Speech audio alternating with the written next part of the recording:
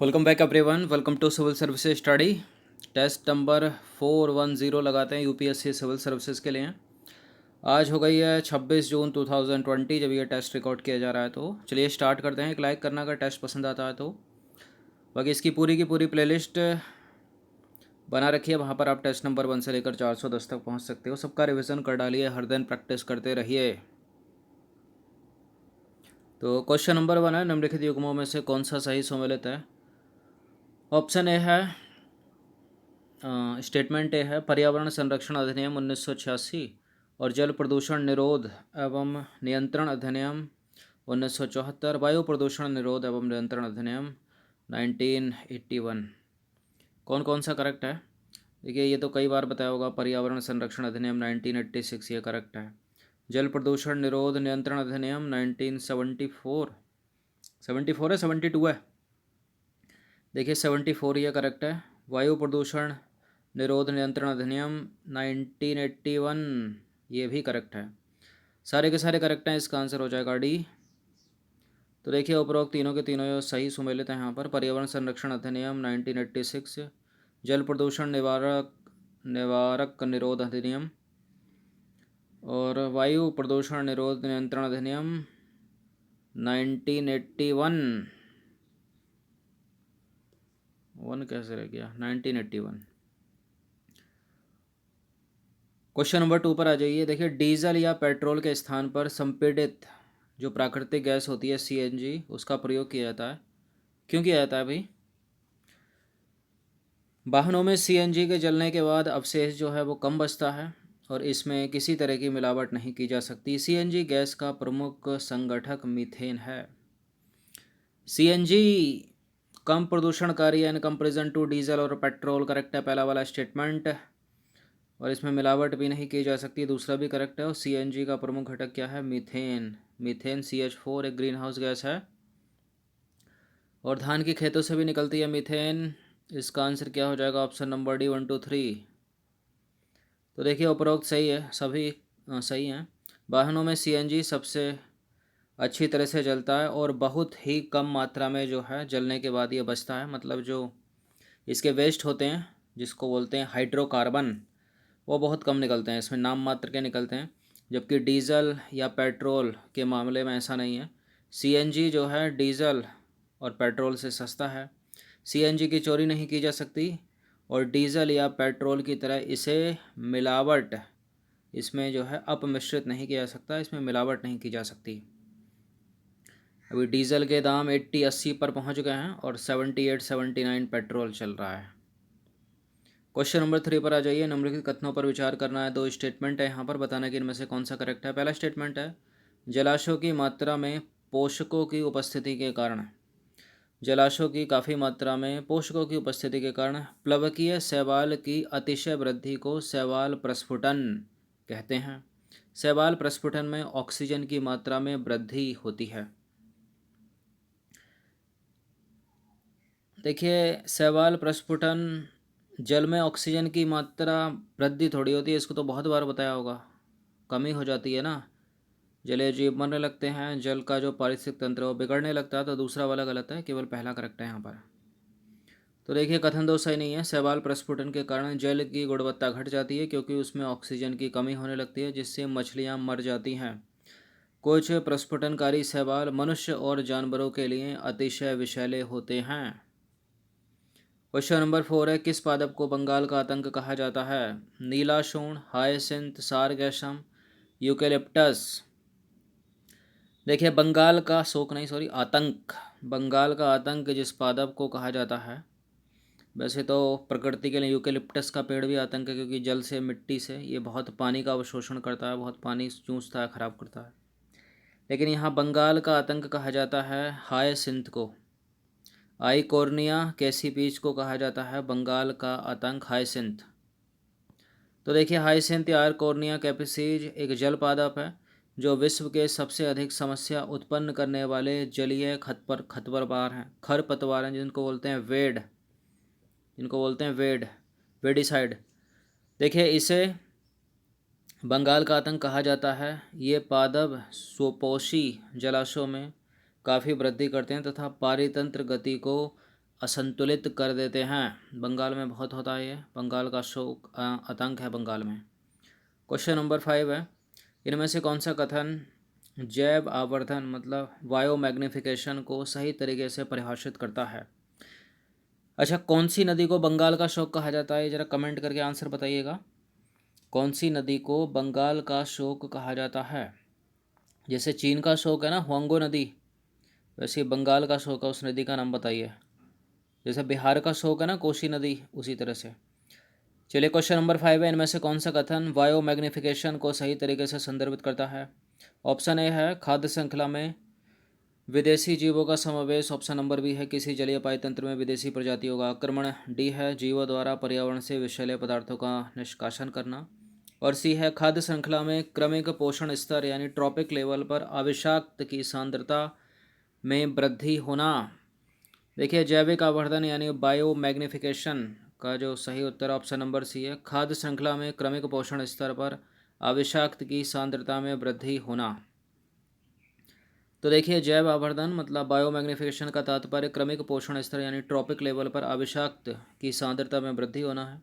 इसका कारण है जीव द्वारा संग्रहित अविषालु पदार्थ उपचायित, उपापचित या फिर उत्सर्जित नहीं हो सकता और इस प्रकार ये अगले उच्चतर पोषण स्तर पर पहुंच जाता है। उद्योगों के अपशिष्ट जल में विद्यमान प्रायः कुछ विषैले पदार्थों में जलीय खाद्य श्रृंखला बायो मैग्निफिकेशन जैव आवर्धन कर सकते हैं। क्वेश्चन नंबर 6 पर आ जाइए। किसी भी झील की अधिक उम्र होने के साथ उसमें पोषक तत्वों के बढ़ने से जैव समृद्धि बढ़ती जाती है। यह परिघटना कहलाती है। क्या कहलाती है परिघटना? इकोलॉजिकल फुटप्रिंट या सुपोषण या फिर झील अनुकूलनता या फिर जैव उपचारण। तो ये कहलाती है सुपोषण। सुपोषण ऑप्शन नंबर बी। तो देखिए, इस पर बहुत बार चर्चा हुई है और सुपोषण अगर बढ़ता जाए तो उसकी अगली स्टेज क्या होगी किसी मिट्टी के लिए, किसी झील के लिए। चलिए देखते हैं इस एक्सप्लेनेशन में। तो देखिए, सुपोषण या यूट्रिफिकेशन झील का प्राकृतिक काल प्रभावन यानी एजिंग को दर्शाती है या दर्शाता है, यानी झील अधिक उम्र की हो जाती है। यह इसके जल की जैव समृद्धि के कारण होता है।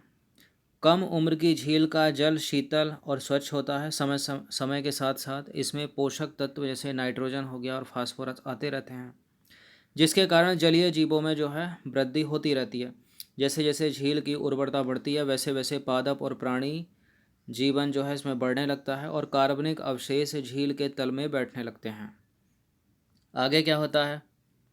देखिए, दो बार हो गया क्या? चलिए एक को काट दीजिए। आगे क्या होता है देखिए, सैकड़ों वर्षों में इसमें जैसे जैसे अवसाद यानी सिल्ट और मलबे का ढेर लगता जाता है वैसे वैसे झील जो है उथली और गर्म हो जाती है। झील में ठंडे पर्यावरण वाले जो है जीवों के स्थान पर अब क्या होगा, उष्ण जल जीव रहने लगेंगे। जो गर्म जल में रहते हैं वो रहने लगेंगे क्योंकि एटमॉस्फेयर ही चेंज हो रहा है उसका, झील का वातावरण चेंज हो रहा है। अब देखिए, कच्छ पादप उथली जगह पर जो है जड़ जमा लेते हैं, इसमें कच्छ पादप पनपने लगते हैं और झील की मूल द्रोणी यानी बेसिन को वो भरने लगते हैं। उथली झील में अब क्या होगा, उथली झील में अब कच्छ पादप उग जाते हैं और मूल झील बेसिन उनसे जो है भर जाती है।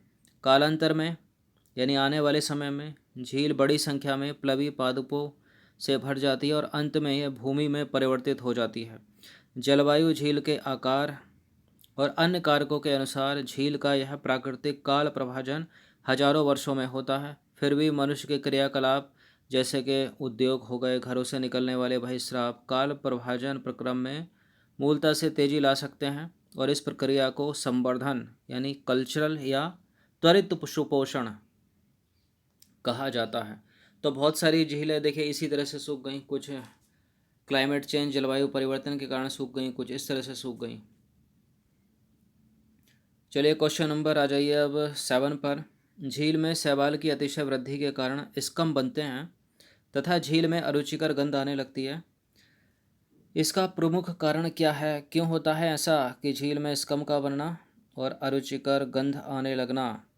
जलाशय में फास्फोरस और नाइट्रेट जैसे प्रदूषकों की अधिकता, फास्फोरस और नाइट्रेट जैसे प्रदूषकों की अधिकता, जलीय पारितंत्र में विदेशी प्रजातियों का आक्रमण, वातावरण में सल्फर डाइऑक्साइड गैस की मात्रा में वृद्धि होना।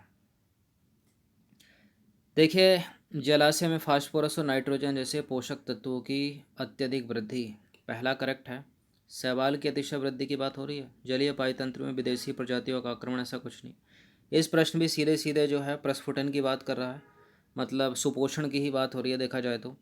वातावरण में सल्फर डाइऑक्साइड गैस की मात्रा में वृद्धि होना, ये भी गलत है, केवल एक करेक्ट हो जाएगा यहाँ पर। तो देखिए, प्रकृति के कई भागों में घरों के बाहित मल हो गए, कृषि और औद्योगिक अपशिष्ट के कारण तीव्र सुपोषण होता है। और देखिए, इसके मुख्य संदूषक नाइट्रेट और फॉस्फोरस हैं। नाइट्रेट और फॉस्फोरस हैं जो पौधों के लिए पोषकों का कार्य करते हैं। अब देखिए, इन पोषकों के कारण शैवाल की वृद्धि जो है अति उद्दीप्त होती है, जिसके कारण अरमणिक मल्फेन यानी स्कम बनते हैं तथा अरुचिकर गंध जो है उससे आने लगती है झील से। अब देखिए, ऐसा होने से जल में विलीन ऑक्सीजन जो अन्य जलीय जीवों के लिए अनिवार्य है समाप्त हो जाती है। समाप्त हो जाएगी तो जलीय जीव और मछलियाँ मरने लगेंगे ना दूसरे वाले। तो देखिए, साथ ही झील में बहकर आने वाले अन्य प्रदूषक मत्स्य संपूर्ण मत्स्य समष्टि को विषाक्त कर सकता है, जिसके अपघटन के अवशेष से जल में विलीन ऑक्सीजन की मात्रा और कम हो जाती है और इस प्रकार झील जो है घुट घुट कर मर जाती है। बहुत सारी झीलें इसी तरह से ही मर गईं, मतलब सूख गईं आज। क्वेश्चन नंबर 8 पर आ जाइए। इनमें से कौन सी बीमारियां प्रदूषित जल के उपयोग से होती हैं? अतिसार, अतिसार को बोलते हैं पेचिस, अतिसार को बोलते हैं पेचिस। छोटे बच्चों में बहुत ज़्यादा होती है, इसको डायरिया भी बोलते हैं इंग्लिश में। मतलब सॉल्ट वाटर निकल जाता है, एनर्जी निकल जाती है अपनी बॉडी से, तभी नमक, चीनी और नींबू का घोल पीने के लिए, या फिर इलेक्ट्रॉल पाउडर जो आता है ना उसके पाउच पीने के लिए बोलते हैं। टाइफाइड, तो ये तो होती है ना प्रदूषित जल से अतिसार या पेचिस होता है। टाइफाइड भी होता है प्रदूषित जल से। जॉइंडिस, जॉइंडिस को बोलते हैं पीलिया, पीलिया भी होता है प्रदूषित जल से। कोलेरा बोलते हैं हैजा को। तो देखिए, इस तरह से नाम परिवर्तित करके ही पूछा जा सकता है, आपको पता होना चाहिए जॉइंडिस पीलिया है, कोलेरा हैजा है। तो सारे के सारे जो है ये रोग, ये बीमारियां प्रदूषित जल से होती हैं। तो देखिए, हमारे घरों के साथ साथ अस्पतालों के बाहित मल में बहुत से अवांछित रोगजनक सूक्ष्मजीव हो सकते हैं और उचित उपचार के बिना इसको जल में विसर्जित करने से मानव को कठिन रोग जैसे कि पेचिस, इसको बोलते हैं अतिसार, टाइफाइड, जॉइंडिस यानी पीलिया, हैजा यानी कोलेरा आदि जो है हो सकते हैं प्रदूषित जल से। आपको पता होना चाहिए कौन सी बीमारी प्रदूषित जल से होती है, कौन सी वायरस से होती है, कौन सी बैक्टीरिया से होती है। अब प्रदूषित जल में भी इसमें अधिकतर, जैसे हैजा क्या है, कोलेरा, उस क्या होता है, बैक्टीरिया से तो होता है कोलेरा। क्वेश्चन नंबर 9 पर आ जाइए। बैक्टीरिया पनपने लगते हैं प्रदूषित जल में। क्वेश्चन नंबर 9 पर आ जाइए। वायुमंडल में उपस्थित ग्रीन हाउस गैसों में सर्वाधिक उपस्थित गैसों का उनके प्रतिशत के आधार पर सही क्रम बताना है, यानी जो सबसे ज़्यादा प्रतिशत होगी वो सबसे पहले आएगा। तो है कौन कौन, पहले देखो, कार्बन डाइऑक्साइड है, मीथेन है, क्लोरोफ्लोरोकार्बन है, carbon dioxide, methane, sulphur dioxide है, मीथेन, ओजोन, नाइट्रस ऑक्साइड है, ओजोन, क्लोरोफ्लोरोकार्बन और सल्फर डाइऑक्साइड है। तो इसमें सही उत्तर होगा कार्बन डाइऑक्साइड ही होना चाहिए, जहाँ जहाँ कार्बन डाइऑक्साइड है। तो सबसे ज़्यादा कार्बन डाइऑक्साइड होती है लगभग 7%, उसके बाद होती है मीथेन, मीथेन के बाद क्लोरोफ्लोरोकार्बन। ऑप्शन नंबर ए हो जाएगा इसका। तो देखिए, ग्रीन हाउस गैसों में सर्वाधिक योगदान कार्बन डाइऑक्साइड यानी 60% का, इसके बाद मीथेन है 20%, फिर क्लोरोफ्लोरोकार्बन है 14%, उसके बाद है क्या, नाइट्रस ऑक्साइड 6%। अगर इसमें जलवाष्प होता ना, जलवाष्प, तो वो सबसे पहले आता। जलवाष्प जो है कार्बन डाइऑक्साइड से भी ज़्यादा है। वेपर प्रेशर बोलते हैं ना, लेकिन गैसों की बात यहाँ इंडिकेट कर रहा है। अगर पूछा कि इनमें से कौन, यहाँ गैसों की बात आ रही है तो कार्बन डाइऑक्साइड CO2 जो है जीत जाती है, मतलब सबसे ज़्यादा हो जाती है वो। चलिए, जलवाष्प अगर ऑप्शन में हो तो सबसे ज़्यादा है वैसे वो। चलिए, क्वेश्चन नंबर 10 पर आ जाइए। निम्नलिखित कथनों पर विचार कीजिए। पहला स्टेटमेंट है, ग्रीन हाउस प्रभाव के कारण पृथ्वी की सतह और वायुमंडल दोनों गर्म होते हैं। दोनों गर्म होते हैं क्या? यदि ग्रीन हाउस प्रभाव नहीं होता तो आज पृथ्वी का औसत तापमान 15 डिग्री सेंटीग्रेड रहने के बजाय 18 डिग्री सेंटीग्रेड रहता। ग्रीन हाउस गैस पृथ्वी से उत्सर्जित दीर्घ तरंग विकिरण को अवशोषित कर पुनः पृथ्वी की ओर उत्सर्जित करती है। देखिए थर्ड वाला तो करेक्ट है, कई बार बताया होगा। पहला वाला भी करेक्ट है, दोनों गर्म होते हैं, पृथ्वी की सतह भी गर्म होती है और वायुमंडल भी गर्म होता है। तो दूसरा वाला भी करेक्ट है। अगर ग्रीन हाउस प्रभाव नहीं होता, ग्रीन हाउस प्रभाव एक प्राकृतिक घटना है, तो 15 डिग्री की जगह 18 डिग्री होता। तो सारे के सारे तो करेक्ट हैं। इसका आंसर हो जाएगा ऑप्शन नंबर डी, उपरोक्त सभी। तो देखिए ग्रीन हाउस प्रभाव प्राकृतिक रूप से होने वाली परिघटना है जिसके कारण पृथ्वी की सतह और वायुमंडल में जो है, पृथ्वी की सतह और वायुमंडल जो है दोनों गर्म होते हैं। और यदि ग्रीन हाउस प्रभाव नहीं होता तो आज पृथ्वी का औसत तापमान 15 डिग्री सेंटीग्रेड रहने के बजाय 18 डिग्री सेंटीग्रेड होता। ग्रीन हाउस प्रभाव तो हमेशा से होता रहा है, लेकिन मुद्दा क्या है, ये जो गैसें पाई जाती हैं ना वायुमंडल में, विगत कुछ वर्षों में इन गैसों की मात्रा वायुमंडल में बढ़ गई है। अब बढ़ गई है तो क्या हो गई है, ग्रीन हाउस प्रभाव को और बढ़ाता है। मतलब तो जो रिलीज़ होती है, मतलब जो विकिरण जो वापस जाता है उसको अवरुद्ध कर देती है ये वहाँ पर, तो वो वहीं अटकी रह जाती हैं और गर्म हो जाता है पूरा एटमॉस्फेयर। अब देखिए ग्रीन हाउस गैस पृथ्वी द्वारा उत्सर्जित दीर्घ तरंग मतलब अवरक्त विकिरण को अवशोषित करता है और पुनः पृथ्वी की ओर वापस भेज देता है, जबकि भेजना चाहिए था उसको आकाश में, अंतरिक्ष में। यह चक्र अनेकों बार होता रहता है। इस प्रकार पृथ्वी की सतह और निम्नतर वायुमंडल गर्म होता रहता है, गर्म। तो 10 प्रश्न थे इंपॉर्टेंट, अच्छे से इसका रिवीजन कर लेना। ये मोस्ट इंपॉर्टेंट है प्रश्न, न केवल यूपीएससी सिविल सेवा के लिए अपितु स्टेट पीसीएस सेवाओं के लिए भी। चलिए धन्यवाद।